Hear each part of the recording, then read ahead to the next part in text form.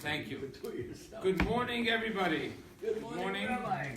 And we're going to do today the Torah studies for the Torah portion of Bo, the upcoming Torah portion. Very interesting chapter. Very, very fascinating, interesting chapter, Jack. Unfortunately, we don't have books yet, but we have the real book. We'll use the Chumash. In the meantime, by next week, we'll have textbooks. So what's this portion about? What's the class going to be about? The class is about, as you can see here, the title is The Power of Power. You know, we're speaking about a very mighty, powerful country at the time, which ruled the civilized world, the entire world at the time.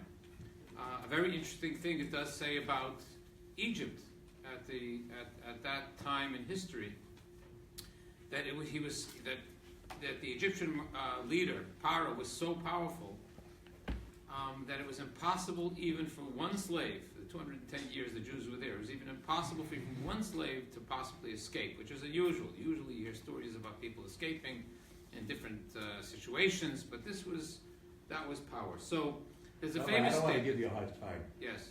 But you said the most powerful, country.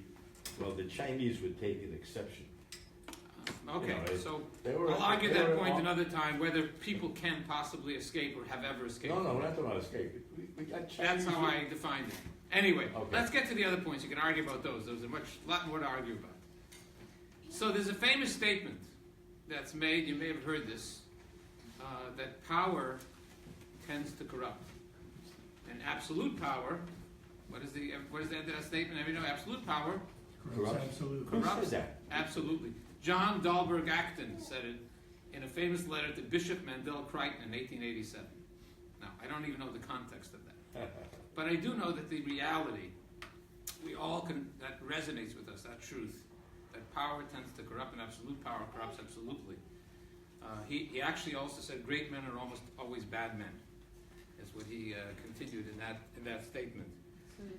So we know this, even in democratic societies that we live in, the democratic world. We know there may be CEO of a company that a lot of times we hear so many stories on the news nowadays. Unfortunately, let's say in Hollywood, people who are or congressmen or senators, so many people that are in powerful positions, and unfortunately, a lot of times we hear situations where they may abuse their power. It's not an unusual. Unfortunately, it's not an unusual thing.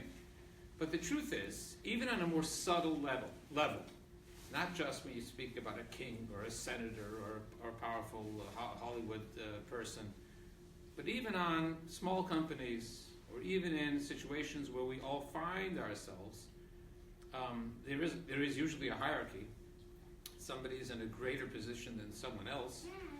And we find a lot of times that the boss you may be working for, or you may be that boss, hopefully not, and it may not be an extensive type of abuse, God forbid, but we see a lot of times where people who are in a position use their position to sort of oppress people or abuse them or get what they want, and to mishandle lots of types of situations. You could be the maintenance person in a building, and if discover perhaps an angle about power corrupting and what can we do, and what can this parsha teach us that it shouldn't be so. So let's go straight to the parsha, and let's look at what's going on at the moment. So we know that the Jews were enslaved there for 210 years, and we know that Moshe was sent to the Jewish people to take them out. Last week's parsha we read a couple of the plagues. There was the blood, there was the frogs, and going on and on. And finally, we come to this week's parsha, the end of all the 10 plagues, the climax of finally the Jews leaving. But the 10th plague, we find, is singled out in an unusual, many times in an unusual way. that this is it. This is the plague that's going to destroy Egypt. And once this plague happens, the Jewish people are then going to leave. And that's the plague, of course, of firstborn. The plague of the firstborn. This is going to be the straw that breaks the camel's back. And immediately after that, it happened at 12 midnight, exactly 12 midnight, was the plague of the firstborn. All the firstborn in Egypt suddenly died. And at that moment, the next morning, the Jewish people left. There was no house in which there wasn't someone dead, as it says. And the leader of the house, even if there was no firstborn, it says, also died suddenly at that moment. So now, of course, this is taking place at the time of the Exodus. This is the Exodus, in the year 2448, since creation. And the Jewish people are about to leave. That's what we're reading now. But actually, not only was the Exodus foretold before, but actually this plague itself of the firstborn was also foretold before. If you remember in some of the previous Torah portions that we read, Abraham, the father of the Jewish people, was told that his descendants are going to be in a foreign land, and that ultimately they would be enslaved there, and ultimately they would leave there, and they're going to leave there with great wealth and in a great way. And I'd like to look at that for a moment. And the reason I want to look at that is because the Medrash makes a comment right there at that moment. The Medrash of the Torah describes it. It looks like this plague is a central part of the Exodus, much, much more so than anything else. But let's look what we're talking about first. If you open up your Chumash and you turn to page 68 in the Chumash, and here's the 10th plague, and we turn to verse 69 in the English, and he says, look at the verse 13. God is speaking to Abraham. He's giving him a prophecy of the future, and he's saying, and he said to Abraham, know with certainty that your offspring shall be aliens in a land not their own.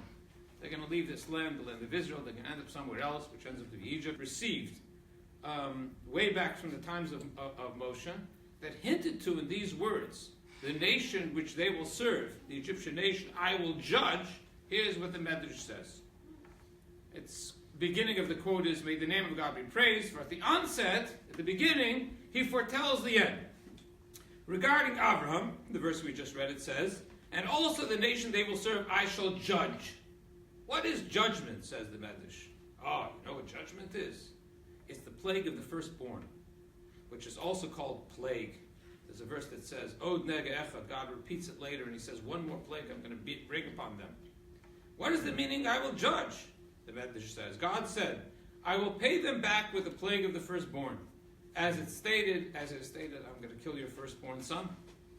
So God, and here the Medrash continues about this particular plague. In other words, do we know that Abraham knew all the details of how the redemption would be? We don't know that necessarily. But the plague of the firstborn, he was told about. And here's what it says. God gave this sign to Abraham. Abraham transmitted it to Isaac, the sign of the firstborn. Isaac to Jacob. Jacob to Levi. Levi to Kahas. Kahas to Amram, son after son. And Amram transmitted it to Moshe. So he already knew that there's going to be a plague of the firstborn, which is kind of interesting. Like I said, why are we singling out what's so unique about this plague that's different than the other plagues? More interesting than that is a few hundred years later, after Avram, Yitzchak, Yaakov, Moshe comes. And Moshe appears, and God appears to Moshe in front of the burning bush, and then he appears to him on that mountain.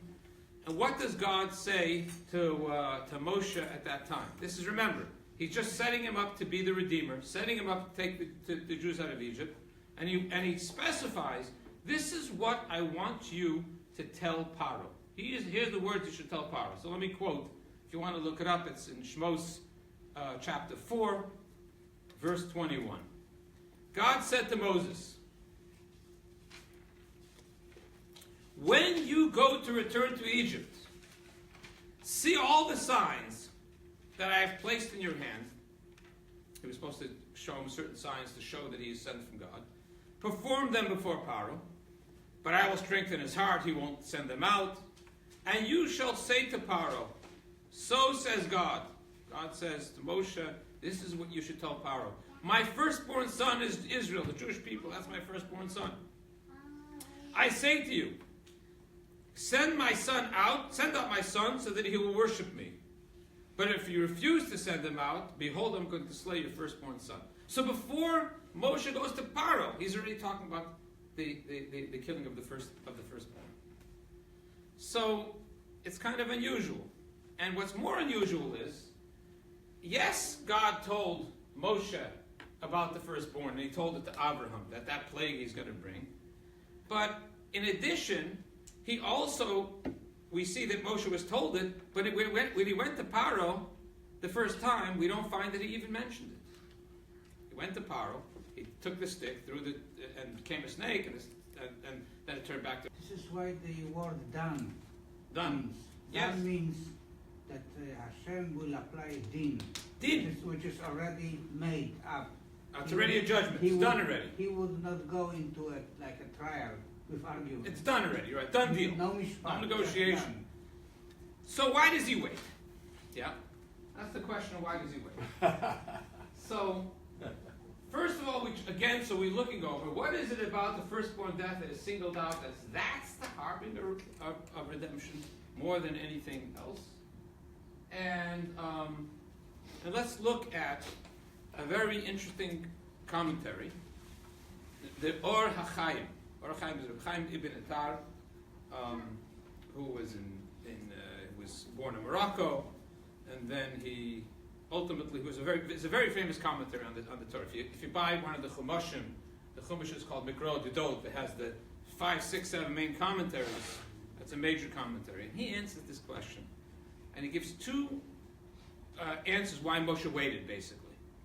What was the reason it wasn't told to Paro right away, as it appears God tells him to? Remember, before he even goes to me, just tell him, but he didn't tell him. Why? What's the reason? Interesting. He says like this: so said God, my third time, fourth time. Nothing's doing. He's not moving, even with all the plagues, even with all the miracles. So Moshe might start giving up a little bit. So God told him, I'm going to let them out, and I'm going to kill the firstborn. So Moshe knew as long as the firstborn didn't come, I'm not going to give up hope. The main plague didn't come yet. So the reason God told him the last of the 10 plagues, so that Moshe should feel better. Moshe shouldn't get worried when he sees, he didn't let them out. What's going on already? Does he actually have the power? So at the end, when he knew the plague of the firstborn was going, aha, now we're getting out. So that's the first reason he says. You shall say to Paro, my firstborn son is Israel, thus giving Moshe something to look forward to. Moshe would know that as long as the plague of the firstborn had not yet arrived, there's nothing to fear. What was additionally wise about this prophecy was that Moshe knew that the plague of the firstborn would be the final plague. And I do not want to, and here's what, an interesting thing. This is an interesting nuance in the Chumash. Finally, let's say we go through all the plagues, right? Moshe comes, you got to look at the Chumash to know this, but this is what it says. If you look at the Torah, Moshe, that's going to happen as well. Now, Moshe, how did he know what to say to Paro each time?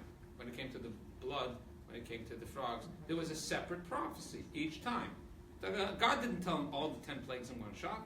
Each time God spoke to him, go to Paro, one at a time, So, after the 9th plague, Paro said, get out of here, I don't want to see you anymore. So Moshe didn't have time to leave Egypt, to leave his palace, go outside, get a prophecy. He wasn't allowed to get prophecy in there. There was idolatry there. His prophecies had to be given to him outside of Paro's palace. So there was no time to go out, get the prophecy and go back to Paro, because Paro said, don't see me anymore. I'm not going to see you. But Moshe already had the prophecy. He had it at the beginning. Once he heard Paro said, you will never see my face again, he said, aha, okay, now's the time to say the prophecy, the 10th prophecy, the 10th plague, not the main plague, the main plague of the firstborn. So that's why he said, you got it? On your mind? Okay. All right. And that's what he says. For he would not be able to return and relay the message, so Moshe understood that the time to reveal the prophecy about the plague of the firstborn. Now, a lot of the commentaries try to answer this very question that we're talking about the plague of the firstborn. Why was it told to Moshe up front? But that's how the Chaim answers. It's quite an interesting answer. He gives Again, two answers that we just said. And so Moshe shouldn't get discouraged when he sees they're not getting out. And also, when Paro says, don't come again, he says, aha, if I'm not going to come again, I'm going to say the prophecy that I was already foretold from before. Okay. So, it's becoming abundantly clear that the plague of the firstborn is deeply bound up with the story of the Exodus, more than any other plague. And it was already revealed to Abraham, our forefather, that his descendants this plague would happen at that time. But we still don't understand what's so unique about this plague, about suddenly the firstborn dying. You know, you might argue, it was the uniqueness of this plague wasn't so unique. It was like the straw that broke the camel's back. After 9 plagues, this is a bigger plague. So now it's big. But the way it looks, the way Moshe is told about it before he starts everything, the way Avram is told about it, and we're really, if you think about it, you read the whole story, the firstborn plague, midnight, you know, the halacha, this halacha, by the way, of when you eat the Pesach offering, right? Remember, we eat the matzah, the afikoman, you have to finish before midnight. You got to finish before. Why? Midnight was the firstborn. Okay? So we see that the firstborn was an unusual thing. Yes? It included the livestock of the Egyptians. What included livestock? Firstborn. Yes, it did. Not just people. Yes, it did. Yes, it did. Yes. So let's try to look at what happened. So when we think about this plague, let's think about the plague itself. You know, and I remember one time at our Seder, so you know, we were going through the plagues, and you know, and some of the kids were describing it with gory details. You know, looked like, ooh, this is like you know, gory stuff. So I remember somebody asked, okay, what's your favorite plague? It came out funny.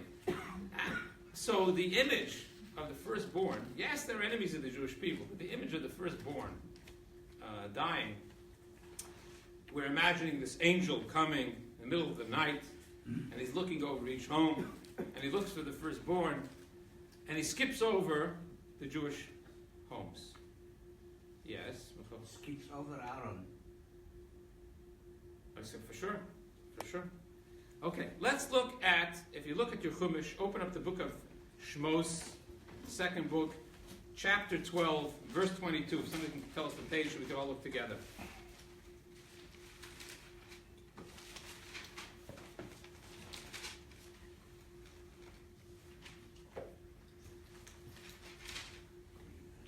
Good insurance policy. 355. What is it? 355. 355, verse 22.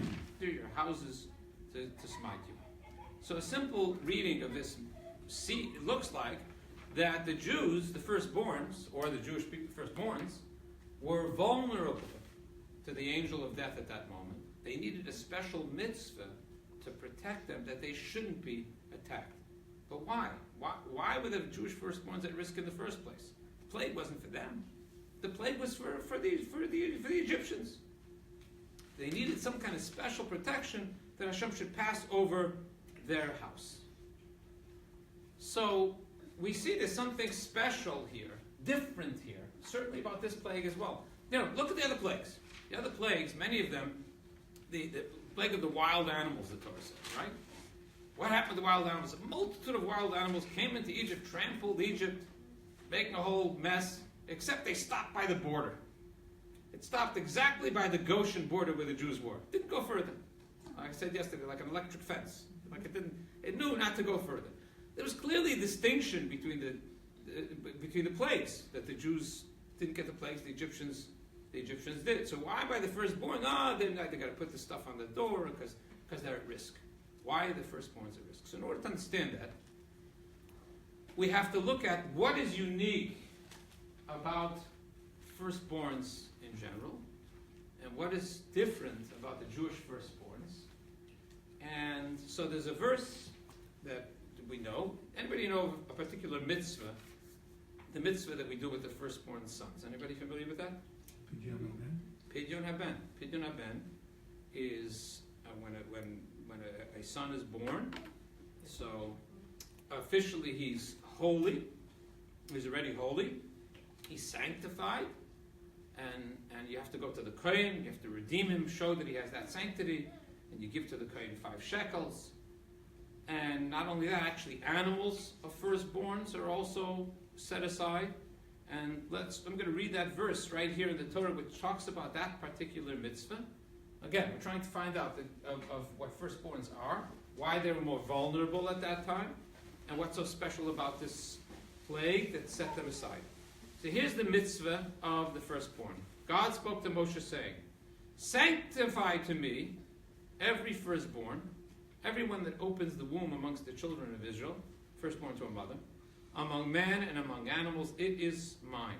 So practically speaking, the description is, there is an active mitzvah upon every Jew to redeem from a Kohen the firstborn son from a Jewish mother. The firstborn that opens the womb, that is a firstborn. That's the mitzvah of the firstborn. So the Sefer HaChinuch, the book of Chinuch, describes the reason for this, what's so special about the firstborn. And that'll help us a key. We're soon going to get to a key which will answer all the issues. But here it is. The significance of this mitzvah. God wished to give us the opportunity to perform a mitzvah with the very first of our fruit, to inculcate the knowledge that all is His. A person has nothing in the world other than what is God, and other than what God in His infinite kindness gives a person. A person has to know that the first of what they have, the very first of what you have, is really all from HaKadosh Baruch Hu, calls from Hashem. This realization hits home when a person witnesses just how much he or she, what it took them to get to that moment, to produce that first product in general, and a child also. It is very dear to them. It's pupil over their eye. And then they immediately have to dedicate that to God. In other words, there has to be an awareness.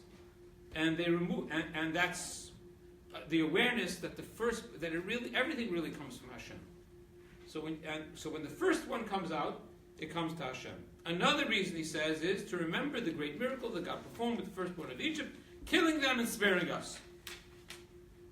So we see clearly that the firstborn sons, in the midst of sanctifying them and dedicating them, is related to that awareness of above, and it's related to going out of Egypt. You were going to ask a question, yeah. Sorry. So actually, every firstborn, he belonged to temple. So So he should serve to temple. He could not Okay, so you're asking an interesting question. The question is, so every firstborn should really serve in the temple? Mm-hmm. The answer is initially, that's the way it was supposed to be. Mm-hmm. That instead of the Levites, we're going to get to them later, the tribe of Levi, the Kohanim and the Leviim, the Kohanim, the holy ones, the consecrated ones, were supposed to be the firstborn. So because they ended up sinning with the golden calf, so it was exchanged for the tribe of Levi, who earned it. I'm going to get to that in a moment too.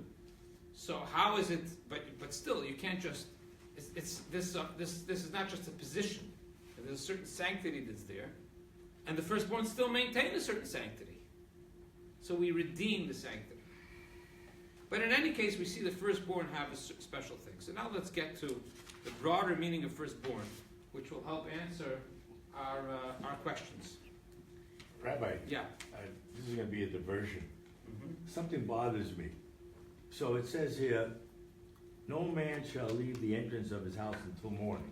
Yeah. Well, we know that they left at 1 o'clock in the morning. They left the next day. Was the next day? Next day. They did not leave at night because they weren't allowed to leave. It says, "Be'etzem hayom hazen," the very essence of this day, daytime, is when they left. Well, Pharaoh gets up like 1 o'clock. Pharaoh gets up. He says, "Get out of here." Get out of here. Right. But they actually didn't leave until the next day. Very good. Okay. So now let's go back to this description, how God is describing the entire Jewish people as firstborn. You're not only my children, you're children to God. The Jewish people, my firstborn son, and tell that to Paro too. My firstborn son. What does that mean? So the Abarbanel, the commentary of the Abarbanel explains, my firstborn son is Israel, God says. The term firstborn indicates the greatest and most respected person of the household is called a bechor.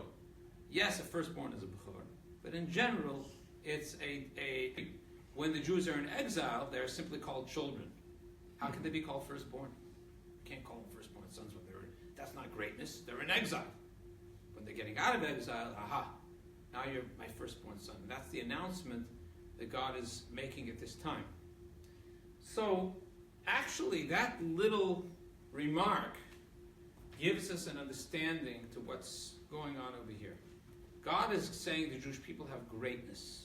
They're bechor. They're getting free now. When you're going to get freed, and you're getting out of Egypt, you have a certain power and a certain greatness. Power and greatness, there can be a great distinction between power and greatness, how it's used, how it's abused, and so on.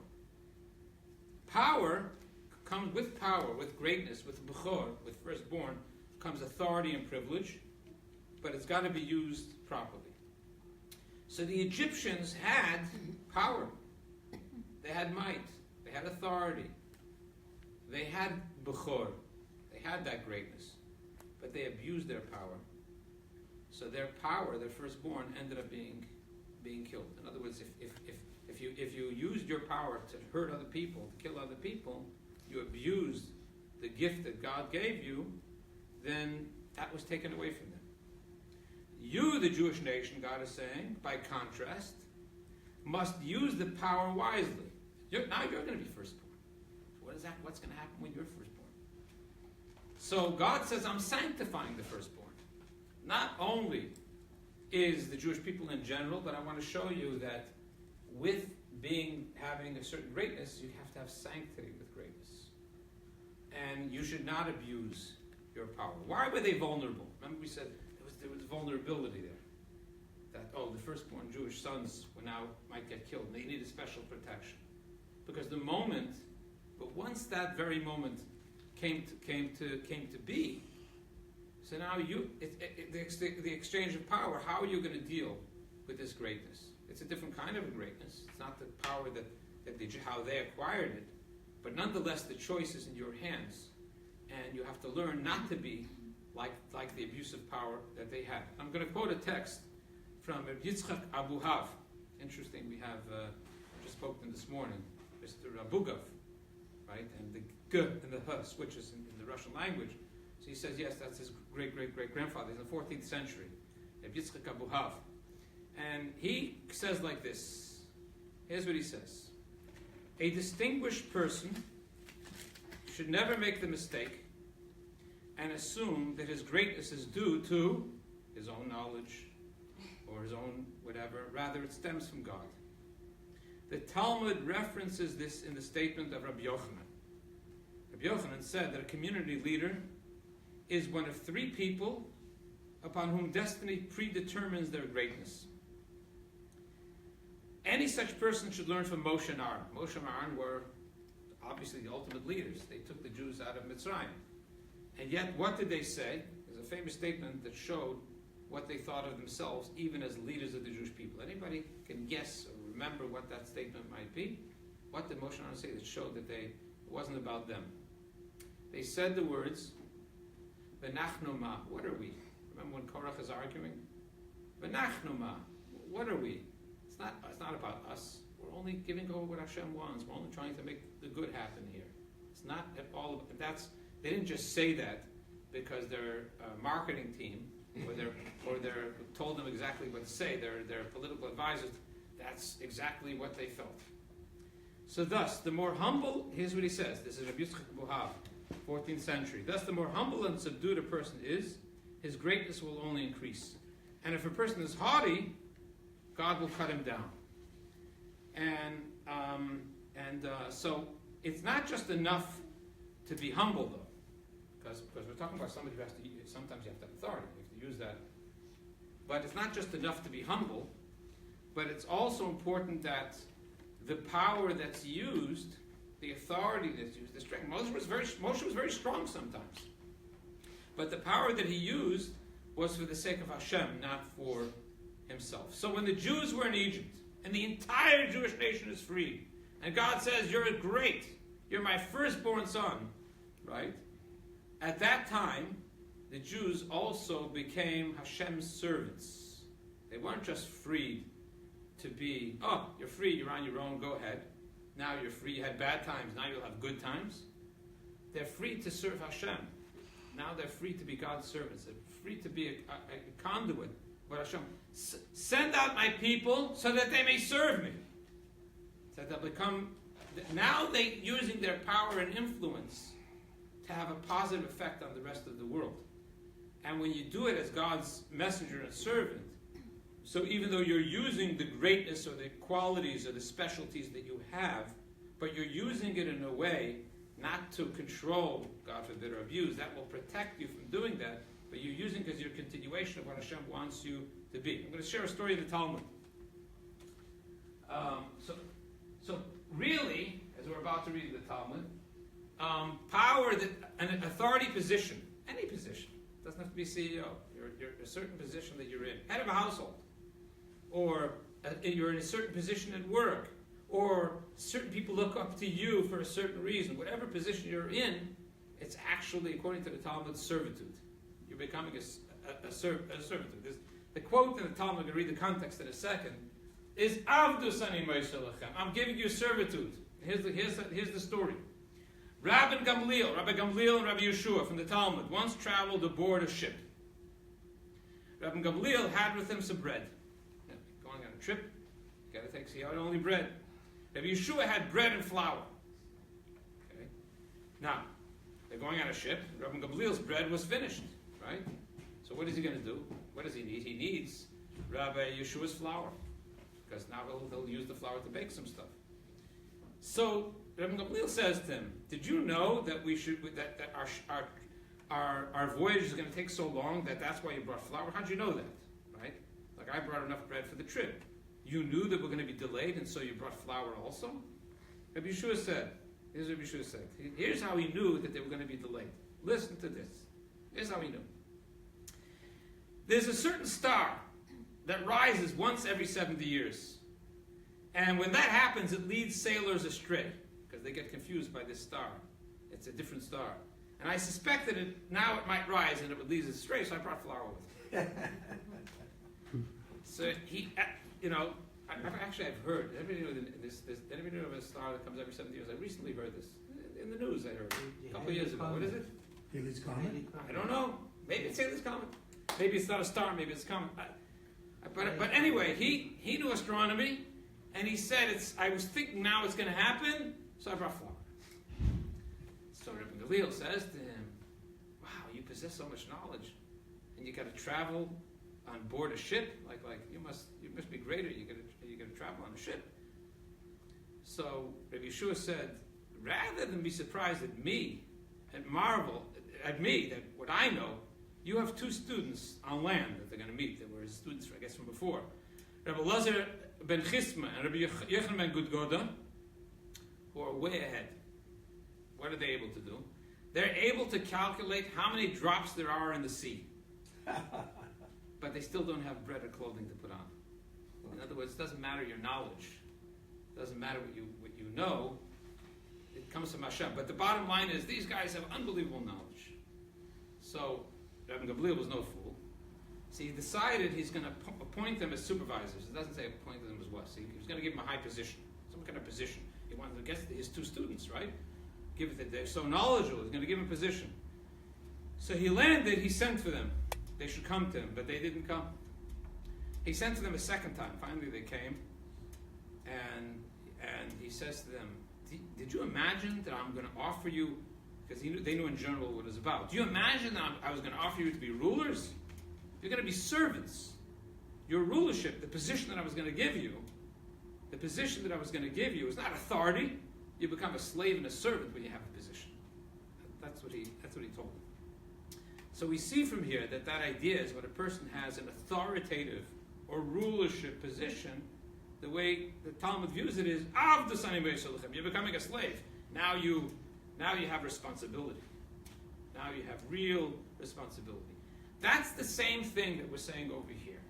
When the Jewish people had now greatness, They're on top of the world. You're my firstborn son. B'nai b'chei Yisrael. At that moment in time is when they really had to realize that they have to have humility, because this is a responsibility. It's not a power that you can now control and dominate and be over others like the Egyptians were. In fact, they had it, and that's why they went down. That's the idea of power. So, interesting that we see. So the powerful, when they do act, they're acting for the sake of Hashem, because Hashem put them in that position. As we said before, a wise and perceptive person understands, we're going to say now, that his honor is not his, but it's God's honor. You only got that position because Hashem put you there. And I want to read another quote that's kind of interesting on this line. Any comments on this? Yeah. I have a question actually about, so there were criteria about the firstborn Yeah. in family, because in particular family firstborn could be 15 years old. Yes. In another it could be 15 days old. Correct. So How does that fit? Okay. So when we say firstborn, we're saying there are certain rights. So you're right. If it's 15 days old, it's not gonna mean much, right? But the fact that that right exists, that we look at the first, the idea of the first, whether it practically means anything for a 15-year-old baby, no. Although halachically it does mean something, by the way. Not that this, I'm not even saying that's irrelevant. According to halacha, the firstborn son gets a double portion of inheritance. right. So there's a certain greatness that first represents greatness in an open and revealed way. It expresses itself, and like I said before, it doesn't only mean firstborn literally. It could also mean firstborn in whatever position you're in. So the answer is the small baby, the baby, or just any? We're talking about the idea here in this context. A Yeah. baby does have firstborn rights. Yes. Yes. But what here- about the older? Yes, elder. Like I don't know. Mhm. The kids, 15 years, 10 years old, not newborn. But they're firstborn. Yes. They have the same rights. They're born with the same halachic rights Right. that they get a but double portion. During the Exodus. yes, Exodus. Aha. So Okay. Did they have to be protected? Is what you're asking? no, in Egyptians family. Oh, people in the Egyptian who, families. Yes, yes. So there are commentaries who suggest that the Egyptian families, this didn't just represent firstborn, but that's how Egypt's society worked. That the firstborns were leaders. I'm not sure a 15-year-old baby, 15-day-old baby was like that, but in general, that's how it worked. That society was like that. Okay. They had the warning power. from- They ran Egypt. Yes, the warning from God about the firstborn. Yes. So they were killed in Egyptian's family. And They were killed. they Didn't were matter how killed. old they were. Didn't matter No how matter. old they were. Okay. Didn't yes, matter. If it that's what was- you're asking, yes, it was did my not matter. Okay. Okay. So Paro was not a firstborn. apparently. He was a firstborn, but the Moses verse, also. why he wasn't killed, it says, when the plague was told, from the firstborn of Paro, but not Paro himself. Because God wanted, the bigger punishment for Paro would be Paro would see everything happens. From the firstborn of Paro. His firstborn was killed. So the Talmud says that one of the, I'm reading a quote, that one of the types of people whom God shortens their life is, quote, someone who conducts themselves, literally for themselves, haughtily. Conducts themselves haughtily. Haughtily was with the ego. The word for themselves are extra. The Hebrew could have said somebody who behaves haughtily. What does it mean, somebody who conducts themselves haughtily? So he explains like this. A person's actions are predestined. A person's result is predestined. And such the reality is that the person is compelled from on high and never truly great on their own. So deviating from the divine plan spells destruction. As such, as not greatness, rather servitude, inasmuch as his or her position compelled from on high and bound up with the will of God. In other words, the reason a person gets any position ultimately, that came from Hashem. Okay? It's a gift and also responsibility at the same time. Fine. But if you try to take that step on your own and go further, that's not when you take it for yourself, not for Hashem. That's why it says themselves. Who conducts themselves haughtily, not conducts haughtily. But that takes the position for themselves as if it's my position, not was Hashem's position. Oh, then you can get into trouble. A wise and perceptive person understands this, acknowledging that the honor that he has is not his. It's Hashem's honor. Thus the Talmud looks askance at who conducts themselves haughtily. The word for themselves by design, for it speaks of one who believes that the greatness is his as opposed to God's. He benefits from it and does not run away from it if he doesn't abuse it. So we find there were great people who actually, as we mentioned before, Aaron, and we mentioned Moshe, and even find King David. Well, look at King David. King David was a warrior. He was a fighter. He had power. He was a king, and he made tough decisions. And yet he says in Tehillim, he's talking to God. He says, "I'm a worm, not even a person." And the book of Tehillim, if you read the book of Tehillim, that really shows that. The book of Tehillim is thanking him.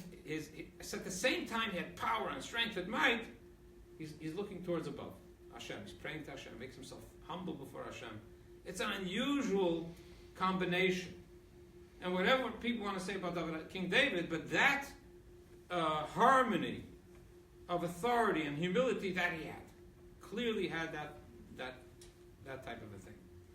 Okay, so the Egyptians utilized their advantage over others for self-serving motives. That's the Bechor that they had, the firstborn idea that they had they used for that.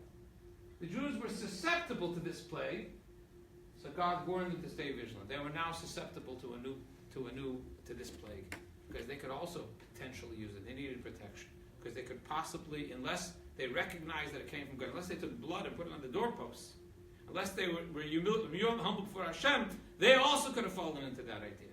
So that's why it was like that. If a person, here's from the Menorah Tamor, a certain book, if a person allows power to get to his head, it causes others to be jealous. Okay, now it doesn't say if a person is powerful. If a person allows power to get to his head, other people sense that and they become jealous. It winds up exterminating the person from the world prematurely.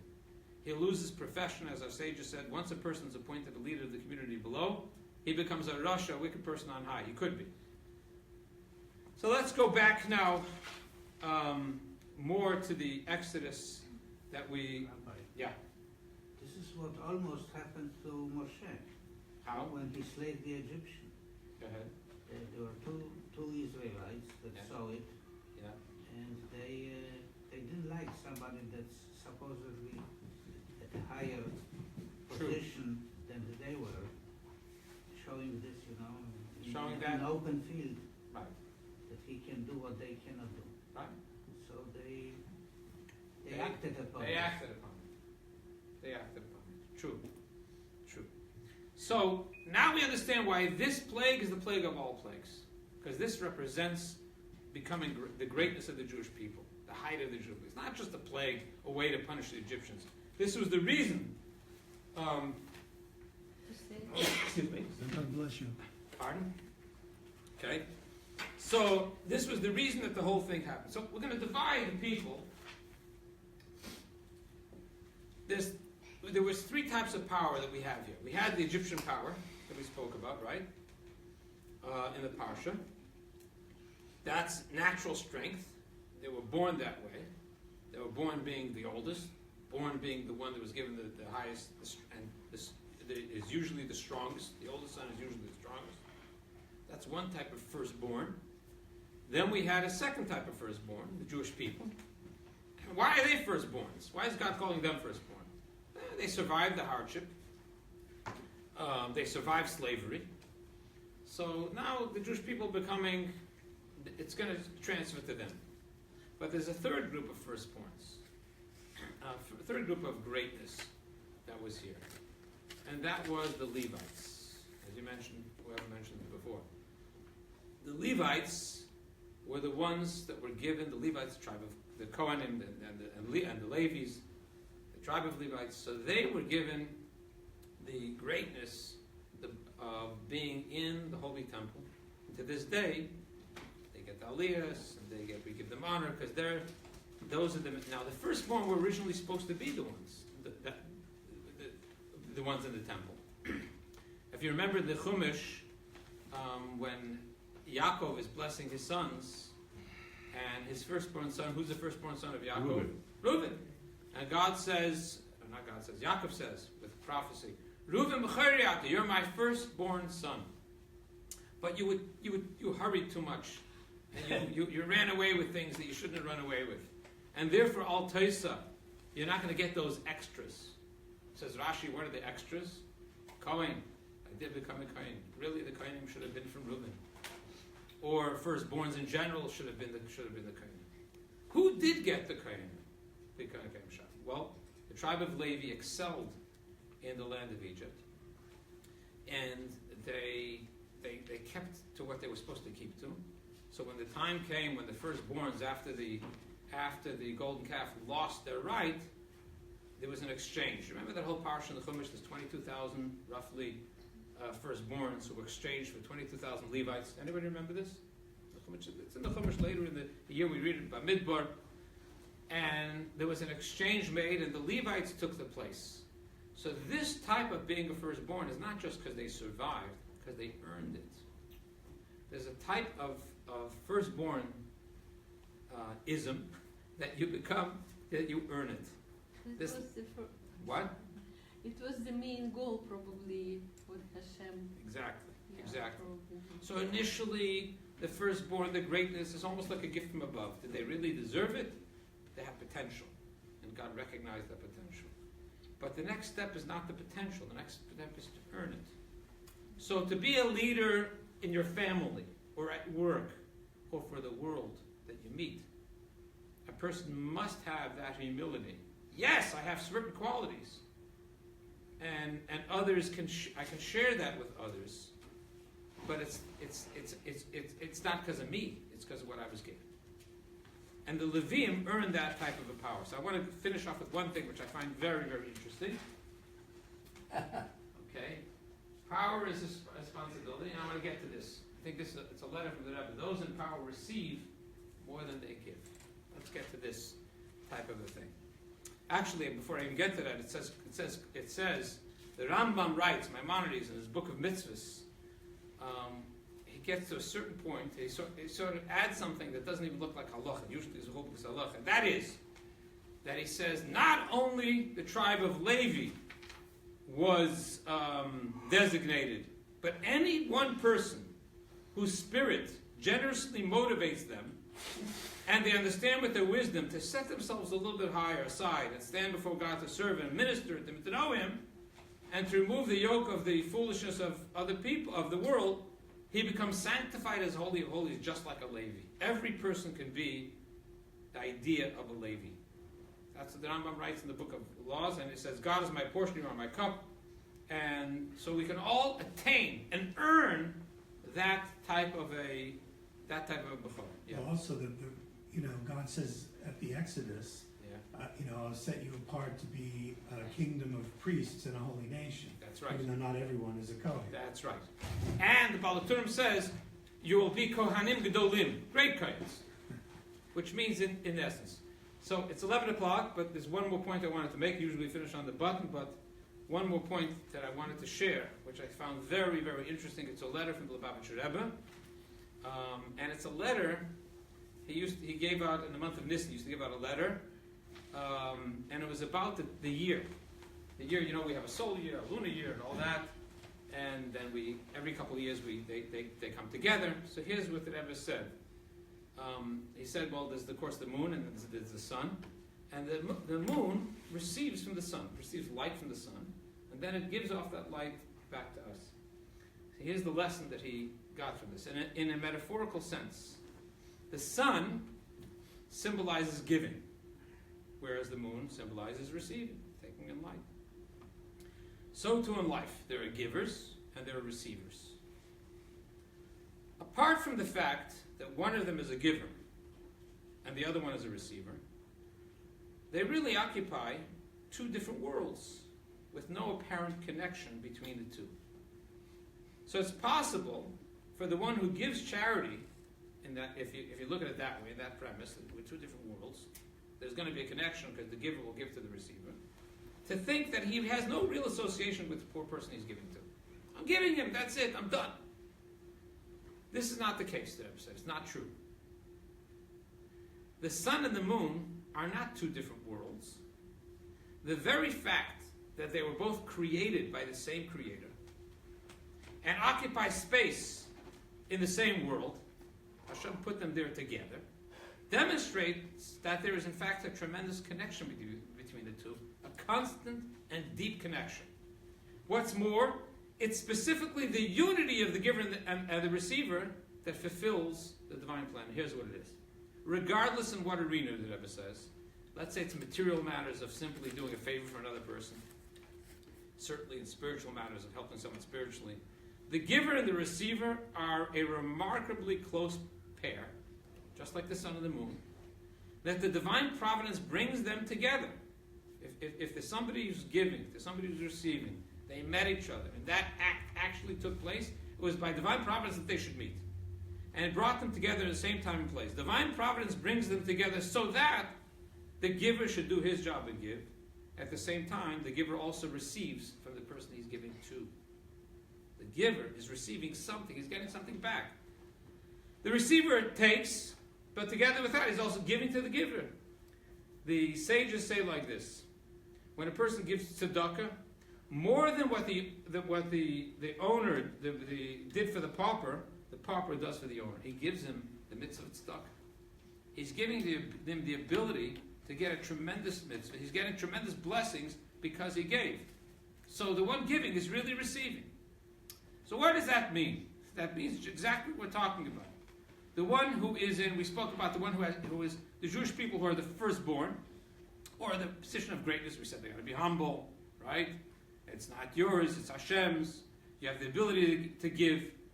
But at the same time, that power of greatness makes you receive, but not because of who you are, because of what you do. So that you end up receiving more than that you're giving. So that's the original question that we focused on in the beginning about the power. Remember, power corrupts. Absolute power corrupts absolutely. But if we look at power in a totally different way, we look at power is not mine. If it's mine, then it's going to corrupt. And the Jewish people could be just like anybody else, very susceptible to that. And that's why they had to be protected from above. They had to have a special protection. But if you recognize that power comes from Hashem, let's say like the Levium does, or anybody does, then you're going to give differently, you're going to act differently, and then you're going to receive much more than you give. And if you try to take it for yourself, you end up losing, because other people are going to compete with you on that level too. So that's the idea of what being the firstborn teaches us, and why that was the main plague, because it teaches us for the whole history what it means to be a b'chor, a firstborn, or a leader, or in power, or somebody who has more. That's what the Exodus teaches. That's why the killing of the firstborn was the main plague that God spoke about from the beginning. Now, somebody has to tell this to the Republicans in Congress. Republicans? Only the Republicans? Because Okay. of what they did in the tax. With the taxes? Yeah, cut